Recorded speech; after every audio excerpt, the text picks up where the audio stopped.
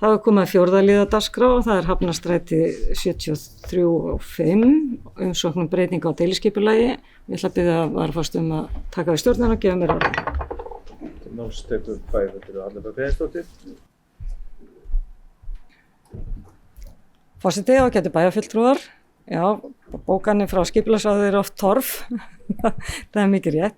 En hér er til umræðu liður 7 í fundargerð skipulagsráðs frá 12. júní, þar sem lögð fram að nýju tillaga breyting á deiliskipulag sem nær til Hafnarstrætis 73 og 75 og felur í sér að lóðirnar verða sameinaðar og gert ráð fyrir að núverandi bygging verði 5 hæðir í stað 3,5 hæð og það er tengt með nýrri 5 hæða byggingu á lóð 75.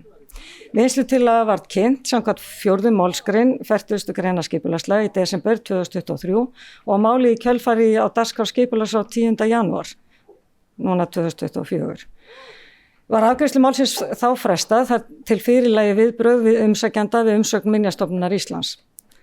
Eins og fram kemur í meðfylgjandi gögnum hefur verið í gangi samráð við Minjastofnun útfærslu sem gerir ekki athugasemd við áframhald málsins. En athugasemdirnar snéru fyrst og fremst að byggingarefni og núna er útfærslan svo að útliti verður steypt eða það verður samskonar útlit á byggingunni. Skipulags tekur jákvætt í erindið og leggur til við bæjarstjórn að breyting á deiliskipulagi til samræmis við fyrirliggjandi gögn verði auglýst samt á 41. grein skipulagslaga, númer 123/2010. Takk fyrir bæjarfulltrúar. Hallbjörg Greinsdóttir fyrir, gefum aftur stjórn á fundinum. Takk fyrir það, orðið er laust. Fleira ekki hvað sé hljóðs, þessi geta samþykkt þetta gefur merki.